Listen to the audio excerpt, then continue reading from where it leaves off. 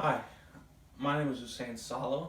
I go to HFCC and my major is accounting and supply chain management. So for today's speech, I'm gonna go ahead and analyze the video that I've watched today, which was a Saudi woman daring to drive. So basically, I chose this story because of my background. I'm also from the Middle East, so I've heard stories about how women couldn't drive and how women rights were pretty much old-fashioned, even in today's modern society. Um, One of the things that I really did like about the video is how she used her personal experience. So, for example, she started off the speech by asking a question, and her question was, which is harder to face, oppression by the government or by the society? And that got me thinking about how she was motivated by what was going on in her situation to become the activist she is today.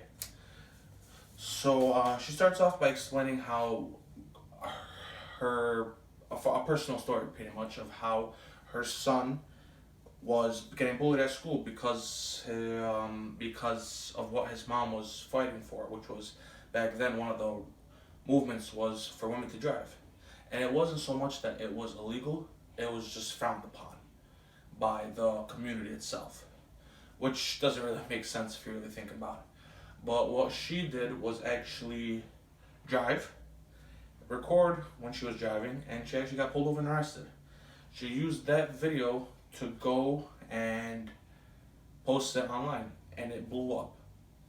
She had a plethora of supporters in her movement, men and women, and it helped move her movements to a new standard, pretty much.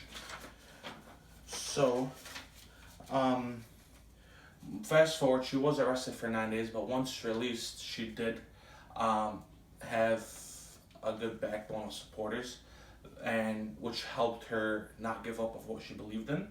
And she moved on to actually getting the ban off women driving. From that experience, the country was pretty much embarrassed, and they allowed women to drive without being harassed or pulled over by policemen.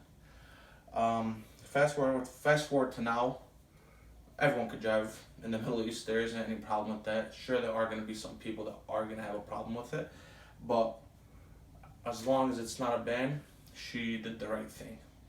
Um, so to recap the whole speech, she did end up restating the question she asked the audience before, which I believe was a clever thing to do because it's like giving the answer to the audience with a question. She's answering why she used the speech.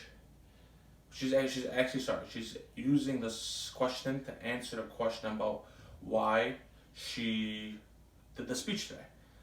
And I felt like that helped attract the audience and really understand the emotion and the hard work she had to do to become the woman she is today.